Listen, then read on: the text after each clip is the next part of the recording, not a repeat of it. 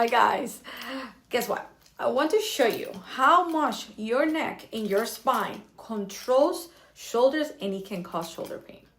Shoulder pain might be coming from your neck, and I want to show you how that works. The nerve that controls your shoulder muscles exiting through the cervical spine, if those vertebrae are misaligned, meaning that they're not where they need to be, it's almost like when you step on a hose. Those signals can't get through it properly, and the result is going to be pain, tightness, or even weakness. Now, at Synergy Oviedo Chiropractic, we use adjustments to realign the spine, restore function, and relieve pressure on those nerves. It is a natural solution that works with your body, not against it. No drugs or not even surgery.